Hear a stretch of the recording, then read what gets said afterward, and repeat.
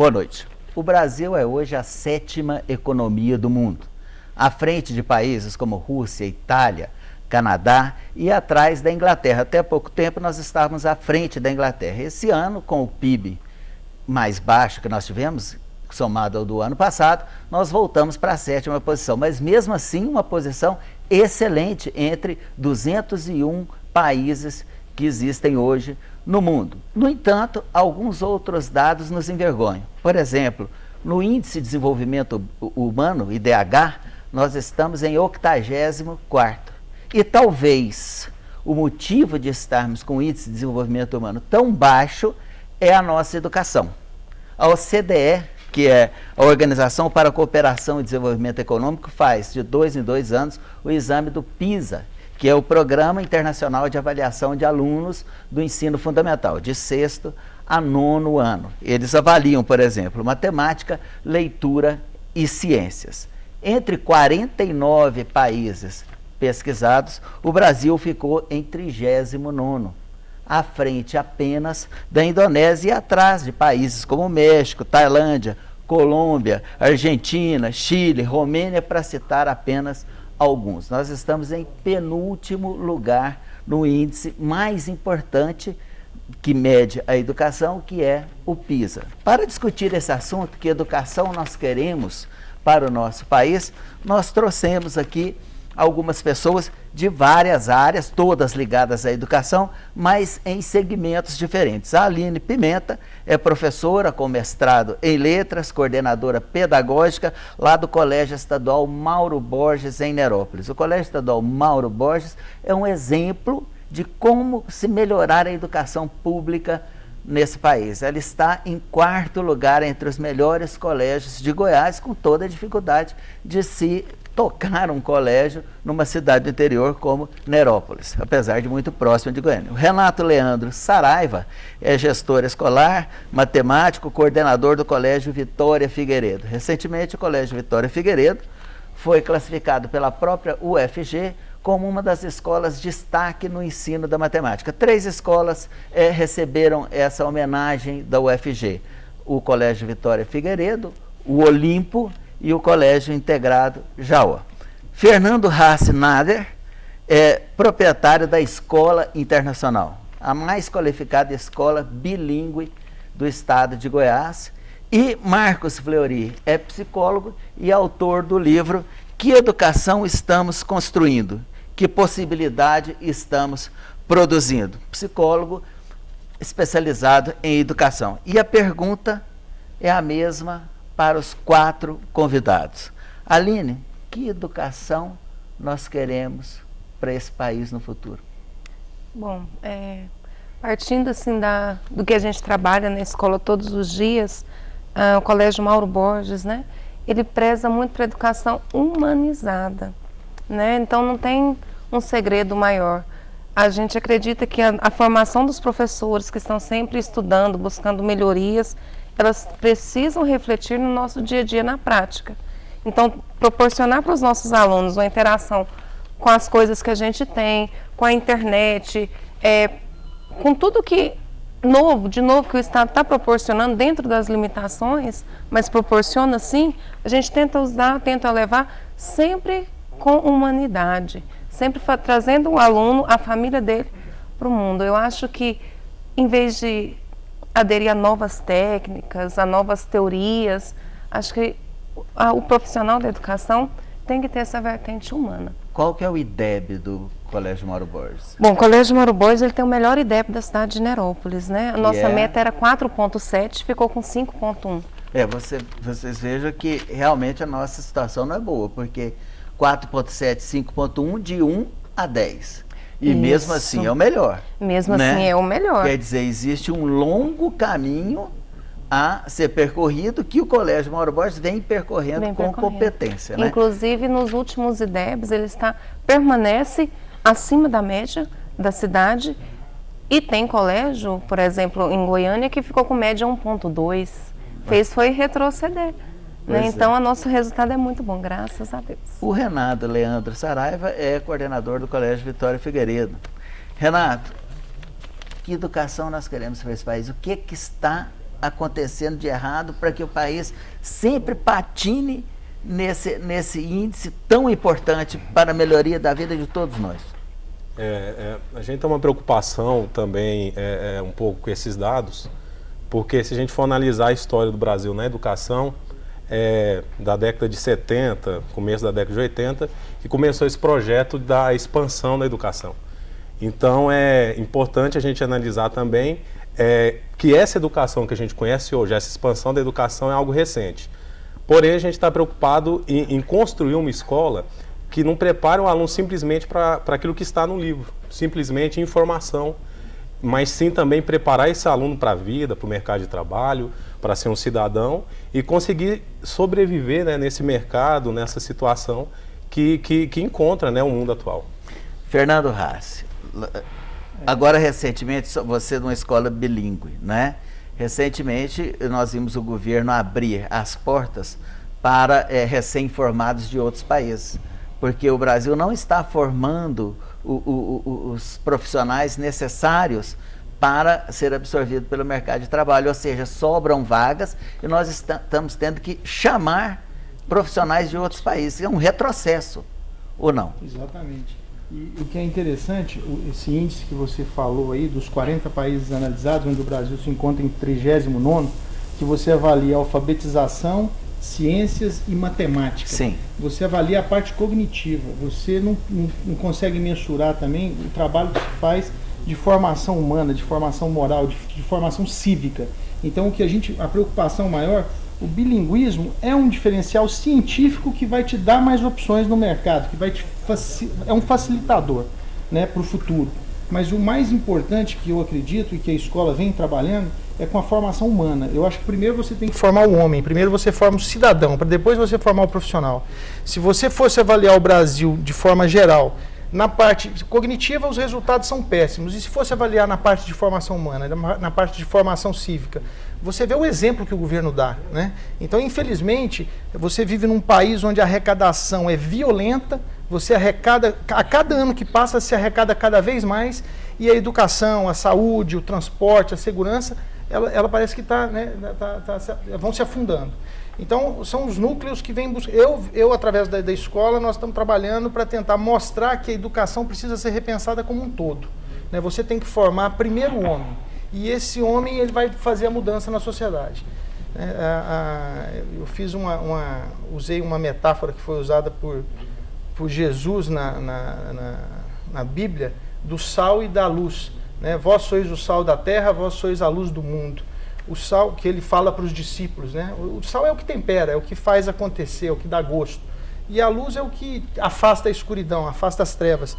O educador ele tem que ser visto dessa forma. O educador e os discípulos, os alunos, a escola ela tem esse papel de formar as pessoas, mas formar pessoas valorosas para uma sociedade hoje que está cada vez mais carente. E a gente parece que está todo mundo meio atordoado, né? Então, não é fácil lidar com a educação hoje. Dentro desse aspecto, e o próximo é um psicólogo, eu me lembro de uma palestra do Issam Tiba. O Issam Tiba é autor de dezenas de livros, e um deles, que muita gente, acho que todos conhecem, é Quem Ama, Educa. Né? Ele falou uma frase que eu considerei lapidária e fui pensar muito nessa frase. Ele disse o seguinte: a escola não educa, a escola qualifica o aluno educado. Ou seja, a responsabilidade maior da educação é da família.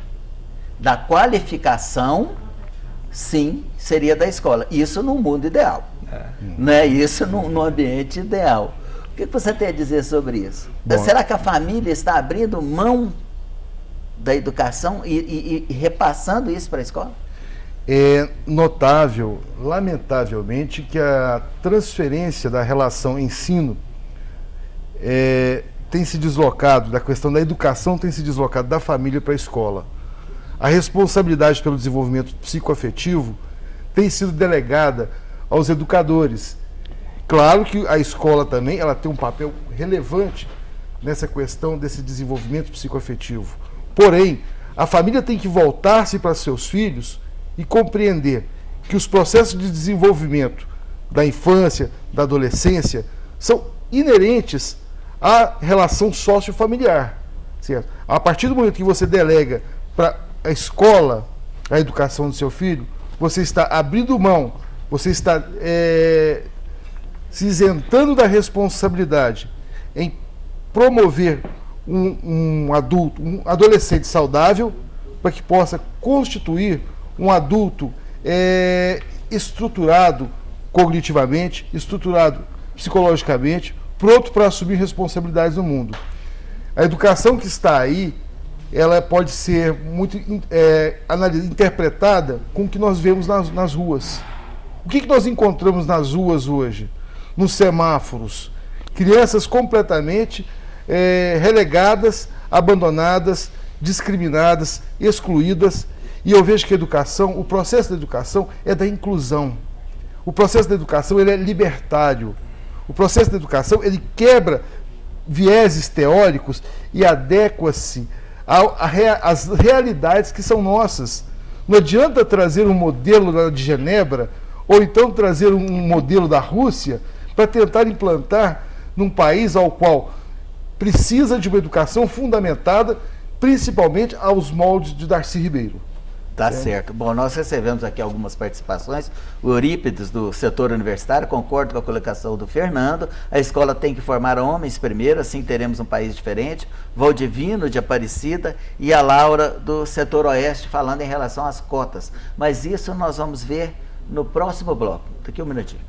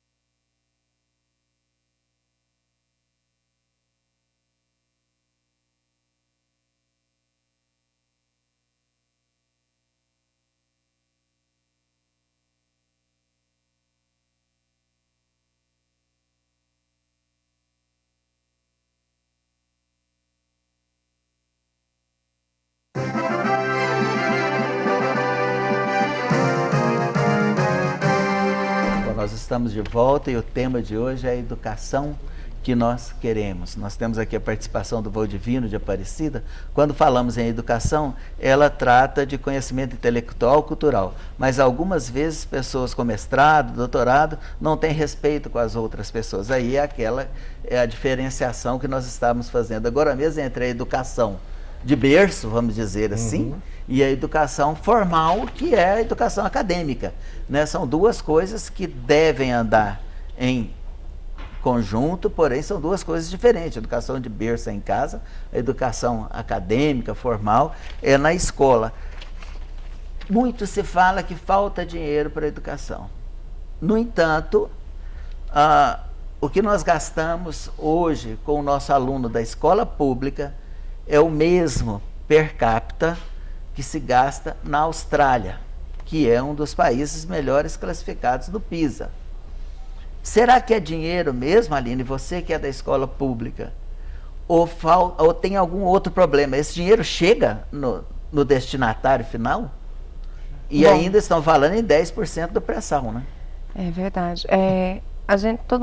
Todos nós sabemos, né, das dificuldades da educação pública, que realmente não é fácil.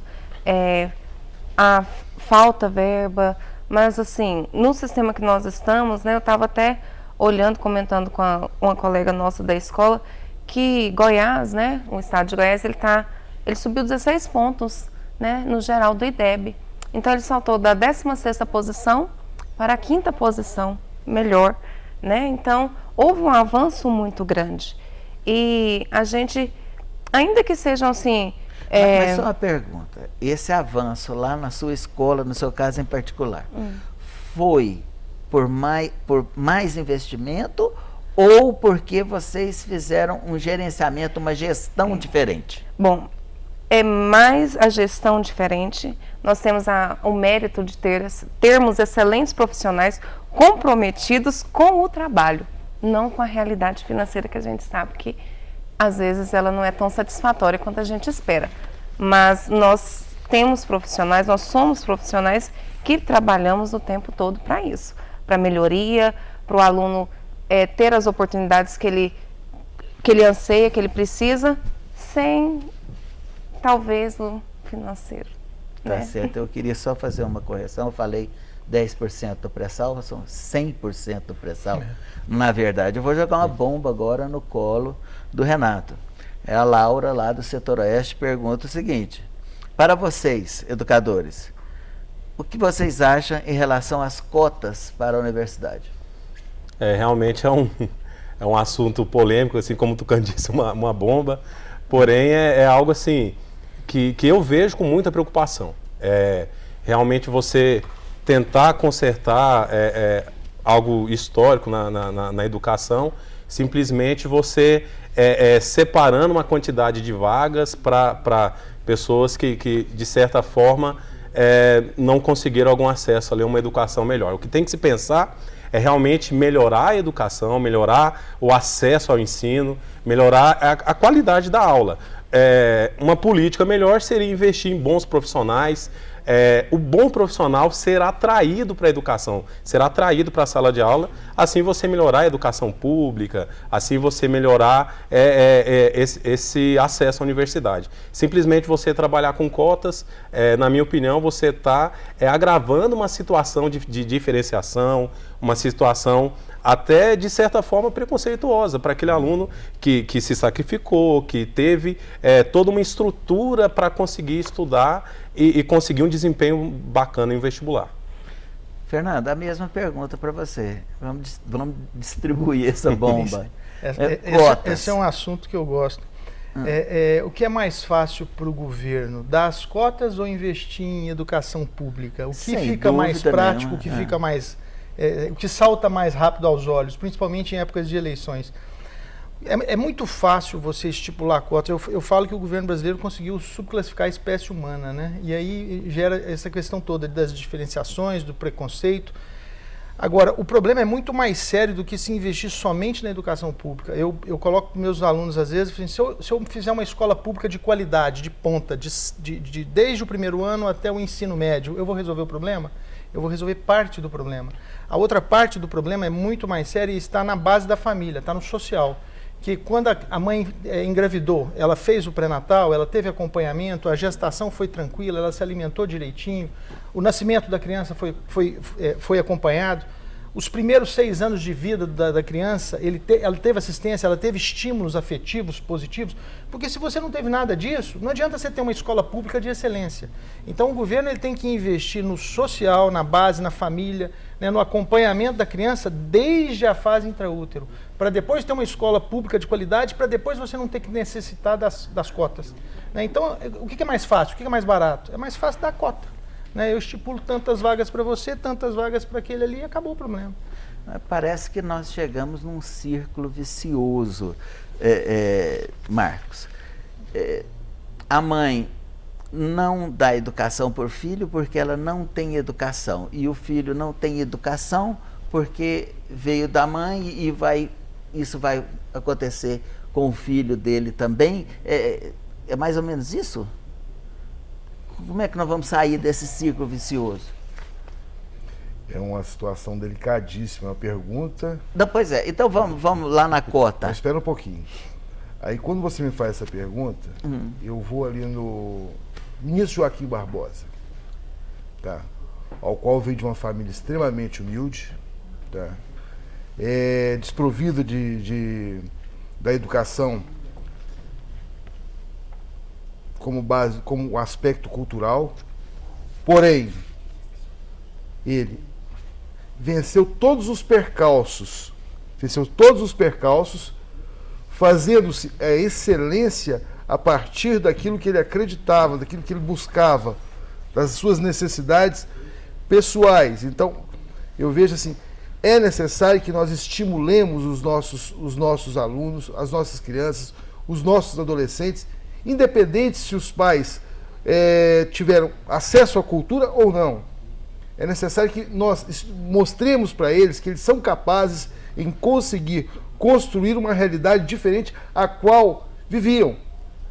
Então, para mim, hoje, um dos maiores exemplos da nação é o ministro Joaquim Barbosa, que fez das suas dores a grande transformação histórica para revelar-se quem ele é a partir de um processo sociocultural, sócio-histórico-cultural, que ele vem de uma questão também de segregação, de exclusão, certo? Um país extremamente racista, que ainda é o nosso, certo? E ele venceu todos esses percalços. Então, por que não nós estimularmos as nossas crianças a vencer também os obstáculos inerentes ao preconceito, à exclusão e a todas as dificuldades que existem? Pois é, mas na escola, agora mesmo a Aline falou na escola que tem o IDEB 1.5. Isso. Né? Por mais esforçado que esse aluno seja, ele não vai entrar na Universidade Federal. Mas nós temos que investir nos nossos professores. Se nós não investirmos nos nossos professores, não vai haver essa transformação na educação. Se o Estado não voltar-se para um novo modelo, um novo projeto de educação, certo? Que realmente promova a transformação do pensamento cultural, nós vamos continuar nisso aí. Agora, desde que se queira fazer e construir alguma coisa, é necessário investir na educação. Por que a USP é a principal universidade do Brasil? Uma das 100 melhores do mundo. Do mundo. Por quê?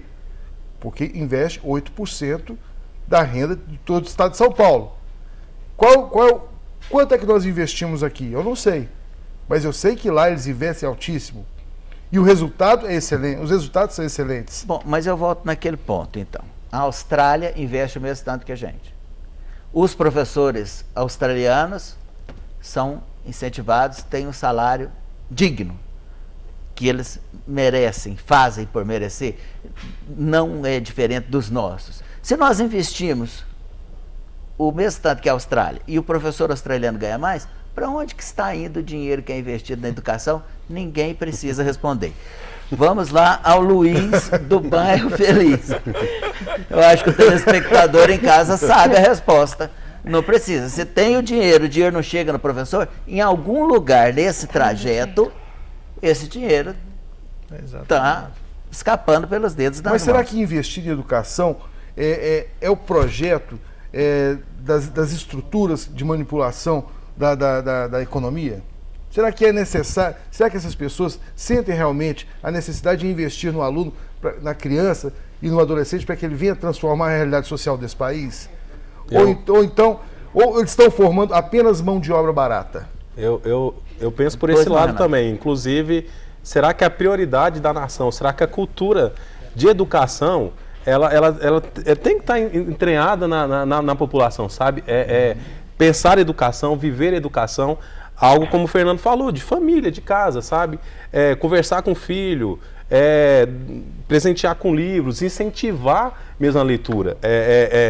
Eu acho que não é só uma questão de política, sabe? Não é só uma questão de ações públicas, mas também da própria população perceber que a educação é o caminho para esse país. Você mesmo colocou que o governo está abrindo as portas para trazer profissionais de fora, né? Como é que você quer formar profissionais qualificados, preparados, se você está baixando a qualidade da educação a nível universitário?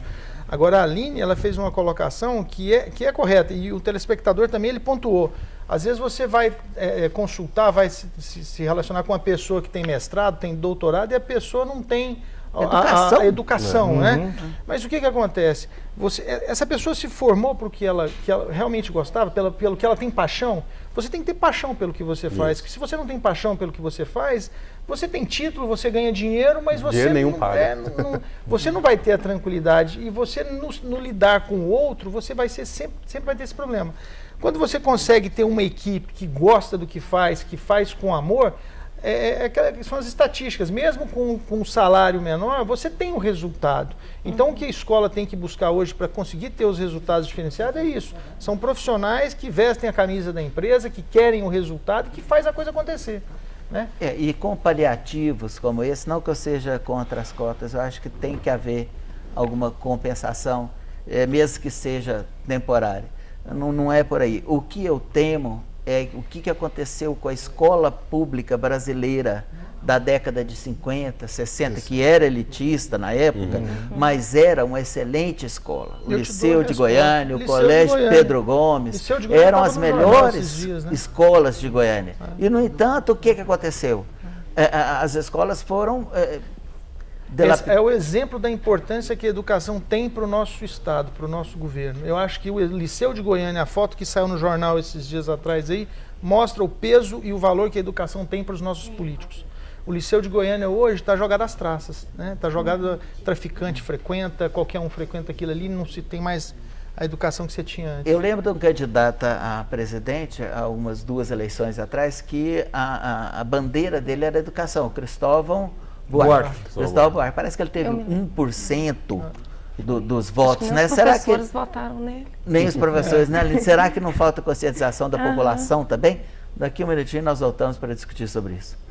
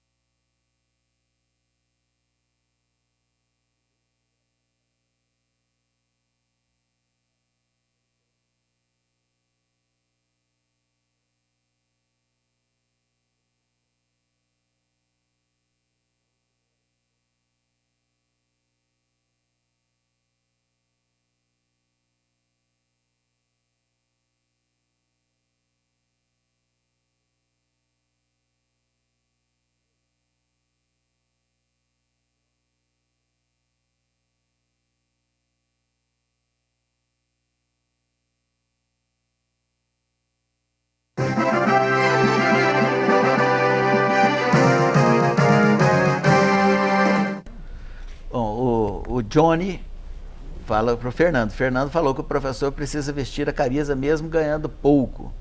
Como empresário é fácil falar, mas o professor deveria ser valorizado. Há uma diferença, não sou seu advogado não, Fernando, mas nós tem que fazer uma diferenciação entre a escola pública e a escola particular. Infelizmente, acontece isso, né?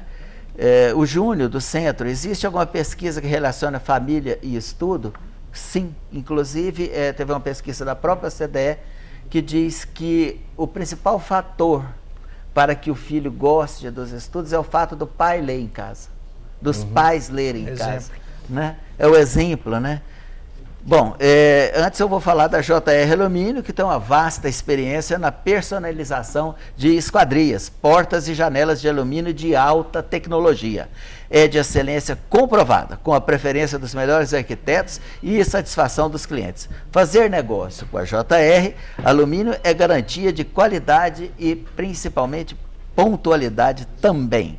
3586-5301, localizado na Avenida Perimetral Norte, ou pelo site jralumínio.com.br. Luiz, do bairro Feliz, e eu quero direcionar essa pergunta para a Aline. O fato dos alunos do colégio público não reprovarem mais, não cria uma formação medíocre? Bom, Primeiro, é assim mesmo? está tendo uma divergência de informação, porque... Então, se ele não estudar, tirar zero em tudo... Não tem essa possibilidade dele. Não, Não né? existe Bom. isso. Assim, Isso é está só tendo um agora uma tendência de números, né? Até a gente enfatiza sempre que os nossos alunos não são números. Eles não são gráficos de IDEB, eles ainda são alunos, são seres humanos. Então, se o aluno não sabe, não tem condição de passar de ano, não sabe o conteúdo, ele não pode passar. Isso aí não tem a tutoria pedagógica, não tem nada que é acima de nós que vá contra a nossa realidade escolar. Exatamente. Se ele não sabe, ele não sabe. O que vai adiantar eu passar o aluno, empurrar o problema, até porque ele vai chegar ao 9º ano, que vai fazer a prova, né? Goiás ou a prova Brasil, ele não vai conseguir, ele não tem maturidade, ele não tem conteúdo. Então, essa premissa, né, de o aluno não reprovar, isso realmente não existe. Tucano, não tem como. o Hamilton Werneck, ele tem uma frase, acho que até é um título de um livro, que fala que se a boa escola é a que reprova, então o bom hospital é o que mata. ele tem esse. Só que a grande questão é uma frase do Hamilton Werneck. Só que a grande questão não é simplesmente porque às vezes você lendo esse título assim isoladamente, parece que o objetivo é a reprovação, mas não é esse. O tópico, a questão, a discussão não é essa. Na verdade, assim, o objetivo, a função é a aprendizagem, né? A cultura de aprendizagem é levar o aluno a aprender. E a reprovação, ela deve acontecer sim, né? Quando alguém faz algum trabalho que não fica bem feito, o que acontece? Você leva seu carro no mecânico, Fernando, e não fica bom. O meio defeito continua. Você tem que trazer de volta. Tem que trazer de volta. Muito bem. Jair, do Recanto do Bosque. O investimento atual excessivo na segurança tem ligação com a falta de investimento na educação no passado? Acho que total, né, Marcos? Total. Sebastião, lá de Rio Verde, o que poderia ser feito para integrar a escola e a família? Ele fala família carente, mas eu quero abranger mais, Fernando. O que é feito lá na sua escola, por exemplo, para integrar a família ao que acontece na escola no dia a dia? Essa é uma das grandes dificuldades que eu acho que todas as escolas têm, né? Que é trazer a família para dentro da escola.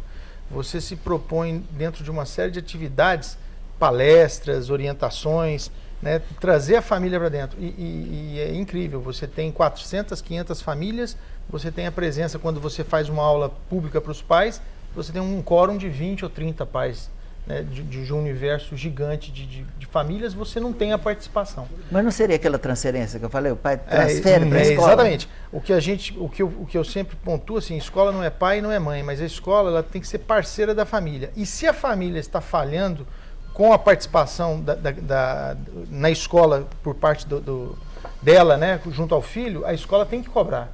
A escola tem que cobrar, tem que advertir, tem que pedir. E se a família não participa, ela acaba ficando incomodada de ficar dentro da escola. Então a gente busca, através dessas intervenções, quando você percebe que a criança está sofrendo, você tem... Trabalhar hoje com a parte psicoafetiva da criança não é fácil, porque é o que vai fazer a diferença. É você perceber a criança, se ela está bem, se ela está bem inserida, se ela está se relacionando, se ela está mostrando todos os seus potenciais. Se ela está triste, se ela está agressiva, se ela está se isolando, você tem que correr atrás. E você precisa da família junto. Então você tem que cobrar. Tá certo. O Joaquim, lá de Posse, de Goiás, está bravo aqui. A criança tem que ter ocupação e trabalhar, senão vai virar tudo bandido mesmo. E a Maria Rosa, do Jardim do Cerrado. Uma mãe pobre que tem que trabalhar não deveria ter mais de um filho. Isso é uma coisa que o governo deveria informar e controlar, porque assim a mãe teria condições de educar o filho. O que acontece é que quanto mais pobre a família, geralmente o maior número de filhos. Mas é aquele círculo vicioso que eu falei. Informação é a mesma coisa, é sinônimo de educação.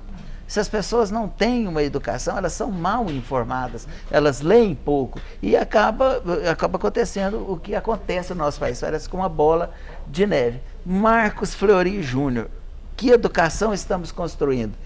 Fala um pouquinho sobre esse livro. Bom, esse trabalho é um trabalho crítico aos projetos educacionais que existem, aos vieses teóricos, certo? Tanto o construtivismo quanto a teoria do Vygotsky, que é o socio-interacionismo, certo? E uma proposta para uma releitura e para uma construção de uma educação, de um modelo educacional voltado para cada estrutura, porque a sua estrutura educacional ela tem uma característica própria, certo? A escola ela é um campo social, Então tudo que acontece na sociedade reflete-se na escola, e a escola tem que estar preparada para romper os muros.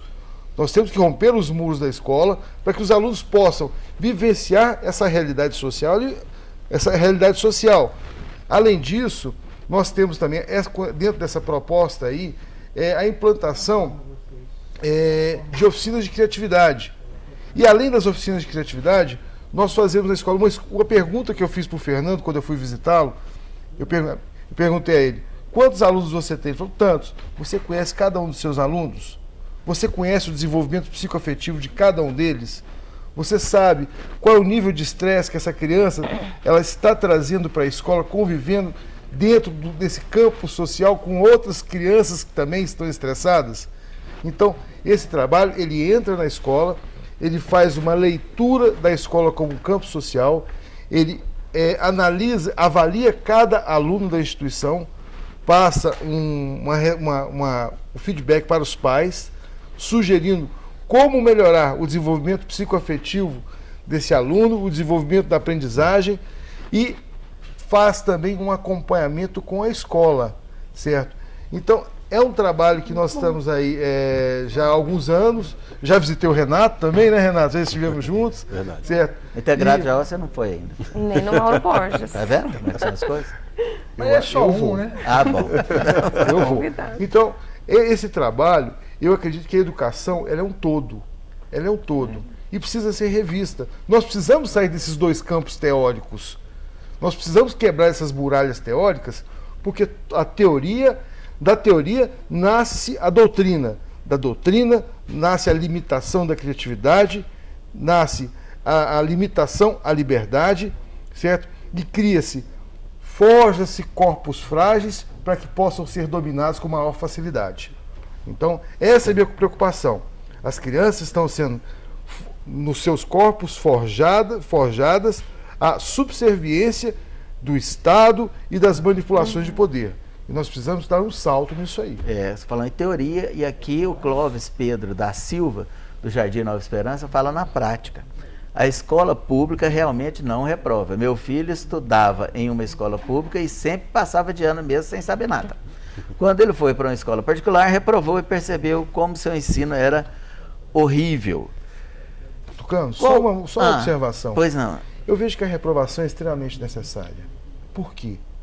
Porque nós temos que aprender a lidar com os níveis de frustração.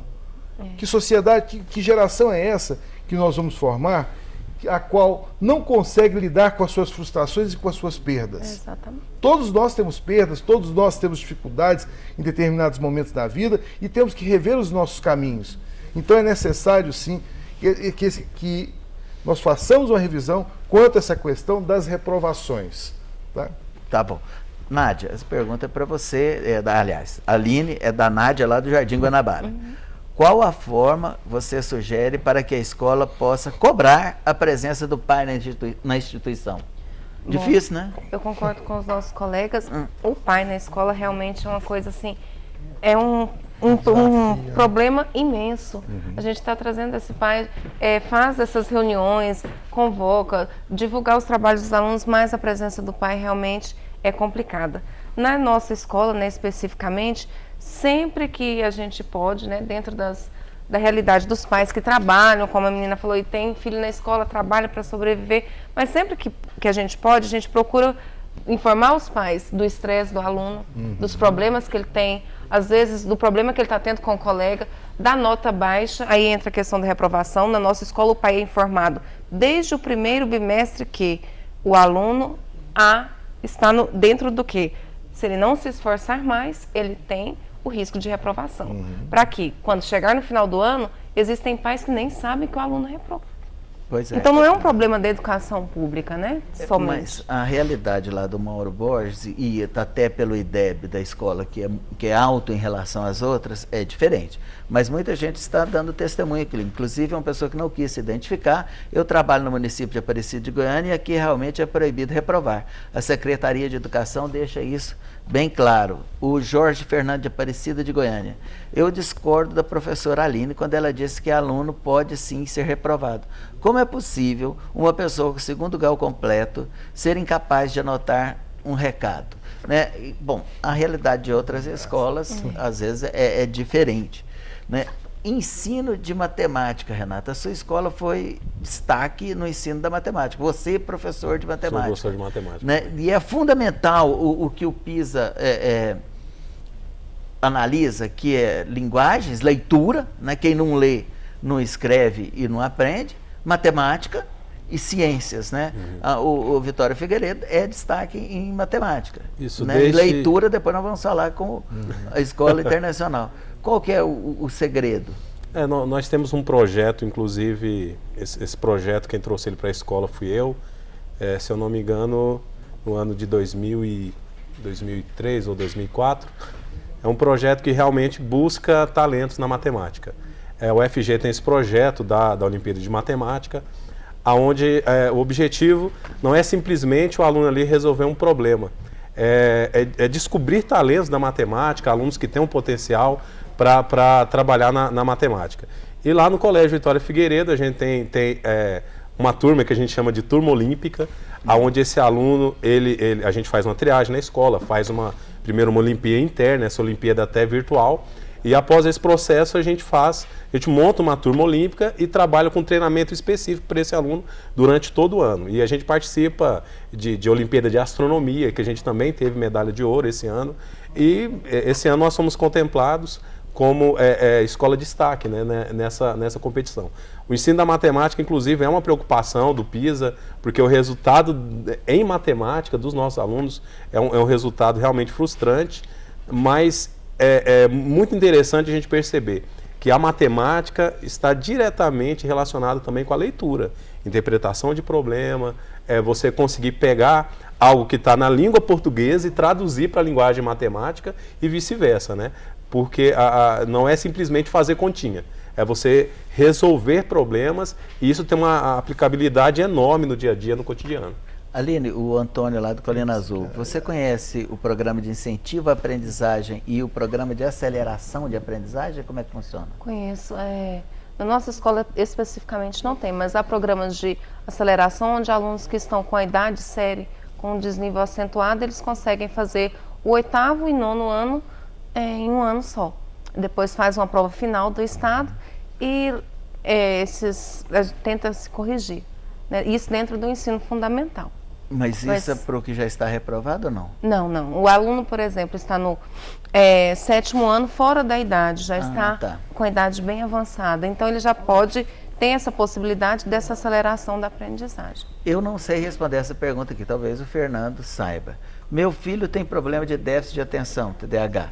Ele reprovou, eu levei o atestado e a escola não quis aceitar. Isso pode? Foi a Rosana lá do Bueno. É complicado esse negócio. A questão do déficit de atenção aí, da criança hiperativa, tem que ser bem avaliado, tem que ser diagnosticado, né, na idade certa. Você tem que começar a fazer... Normalmente são crianças mais inteligentes, são crianças mais arteiras. E você tem que dar substrato, você tem que dar serviço, você tem que dar atividade para essas crianças. Mas tem algumas crianças que a gente percebe a diferença nítida quando se usa a medicação. Que você encaminha para o neurologista, que vai fazer a avaliação dessa criança também, e entra-se com a medicação. A melhora é nítida para algumas crianças. Agora, existem alguns casos que se confundem muito, e até os diagnósticos, porque o problema está na família.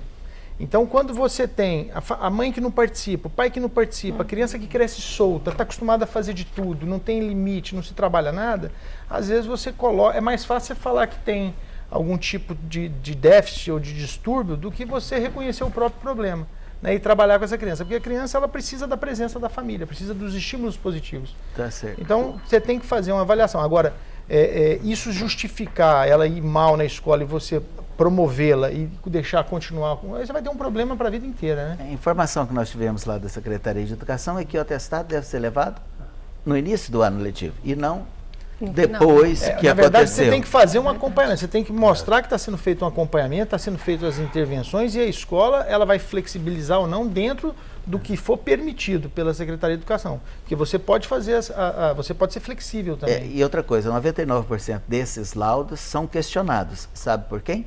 Pelo Conselho Federal de Psicologia. Exatamente. Nós voltamos daqui um minutinho.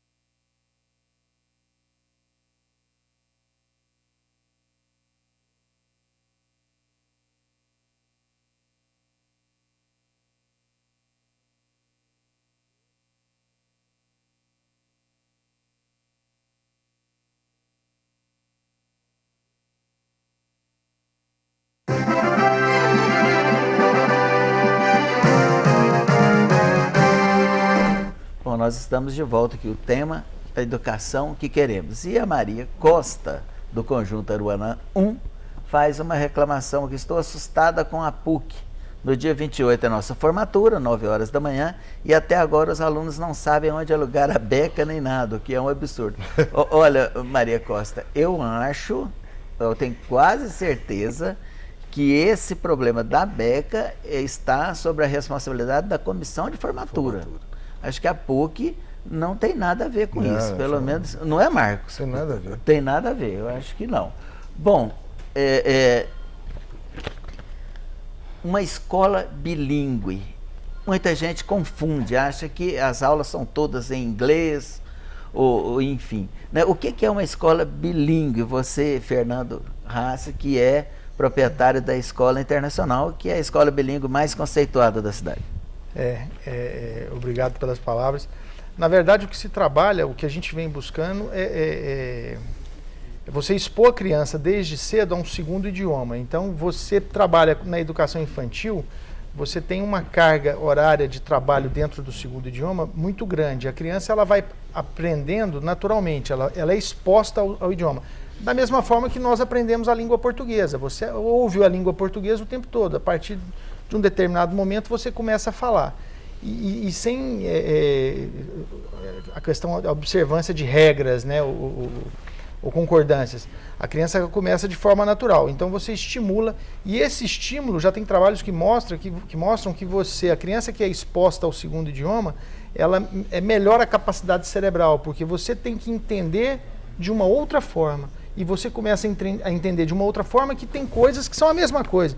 Você tem as cores, você tem duas denominações para as cores. Você tem as formas, você tem os objetos.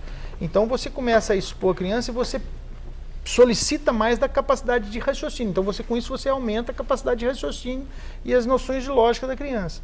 Então é uma forma positiva. Agora, as matérias, a partir do momento que você vai para o primeiro ano é a alfabetização na língua portuguesa. A prioridade é a língua portuguesa. A partir do segundo ano, você tem matérias que são trabalhadas na língua portuguesa e matérias que são trabalhadas na língua inglesa e também na língua portuguesa. Então é a exposição, você expõe a criança, o aluno, ao segundo idioma. E com isso ele vai aprendendo, sem se aperceber, está adquirindo um conhecimento. Né? Existe uma pesquisa feita, se não me engano, em 9 países. Eu me lembro da Austrália, ela foi promovida pela Pearson, que é inglesa, mas em 9 países. Que existem determinadas atividades que desenvolvem o raciocínio. Uma delas, reconhecidamente, é o xadrez, outra é a matemática, mas essa pesquisa foi em cima do idioma nativo ou não falado corretamente. A pessoa que fala o idioma corretamente está ao mesmo tempo exercitando e no caso de uma criança ou de um adolescente, criando novas conexões sinápticas, né, cerebrais e se tornando mais inteligente. O Marcos Fleury, eu queria voltar para o Marcos Fleury naquele assunto dos laudos, que você concordou comigo, mas estávamos no final do bloco, né? Sobre o Conselho Federal de Psicologia, que reprova 99% desses laudos. Esses laudos estão sendo usados assim de uma maneira muito errada, errônea. Todo mundo, né? Você como psicólogo. Eu vejo que todo laudo ele traz em si uma carga de estigma muito grande sobre a pessoa. Estigmatizar alguém é nada mais do que uma forma de exclusão, certo? E para muitas situações há aquele momento onde essa pessoa excluída ela vai ser exposta a uma forma de cerceamento e além do cerceamento vai ser induzida a uma determinada medicação. Outrora nós tínhamos nas sociedades a contenção mecânica. Amarrava-se o sujeito e ali fazia o que bem entendiam. Hoje nós temos uma forma extremamente cruel, voraz, que é a contenção química. Sutil e perversa. Então, para muitos é mais fácil conter quimicamente seus filhos do que devotar-se na educação dos mesmos. Então vamos pensar muito bem, repensar esses valores, esses conceitos, esses laudos. Muitas vezes eles nada mais promovem do que a exclusão e o afastamento dos potenciais dessa criança da realidade a qual ela poderia estar ali se despertando, poderia estar brilhando. No entanto, ela está cada vez mais sendo excluída. Então o Conselho Federal realmente eu aplaudo o Conselho Federal quando condena esses laudos. Certo? Vamos pegar um laudo de uma criança, porque hoje em dia tudo é o quê? Você chegou no... Tudo seu filho é TDAH. Seu filho tem hiperatividade. Exatamente. Certo? Então, o que se prescreve na hiperatividade hoje? Ritalina. E o que é a Ritalina? Quais são as consequências daqui a 10 anos da Ritalina?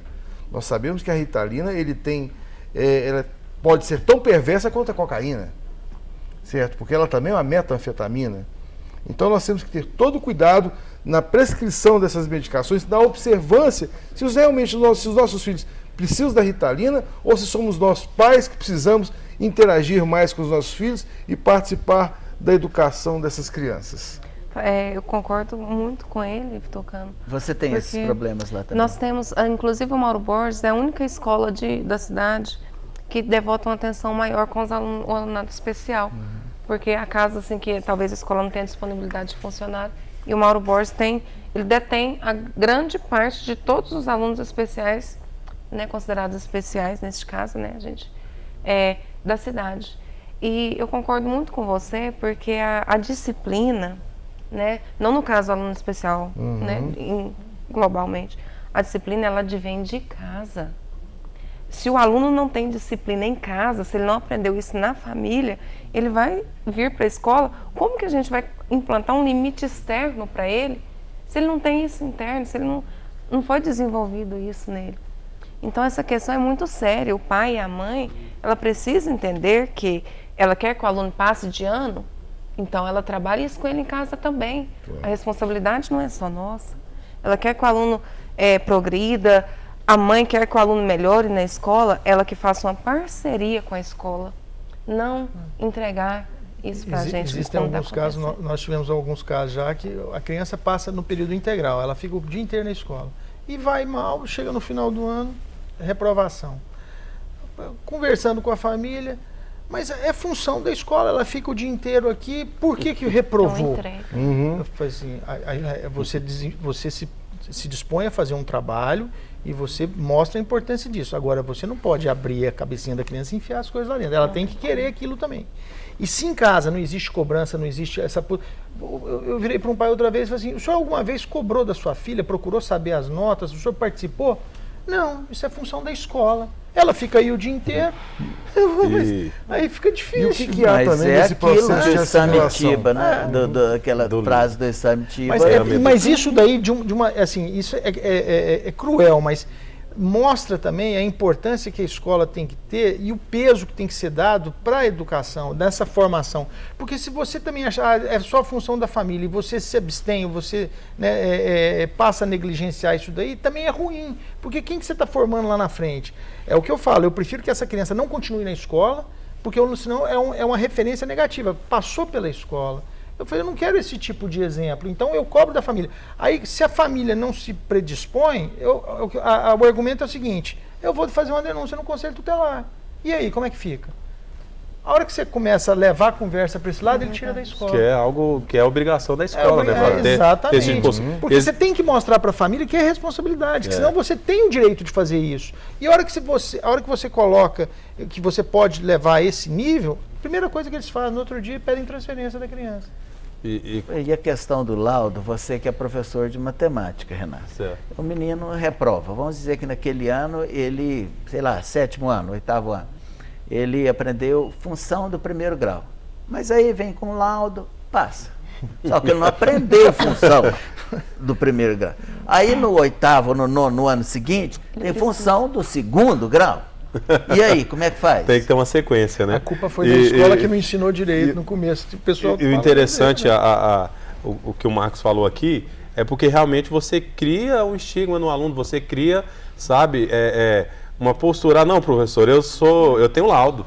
Não, professor, eu não vou. Ele mesmo. Eu já vi professor com essa atitude.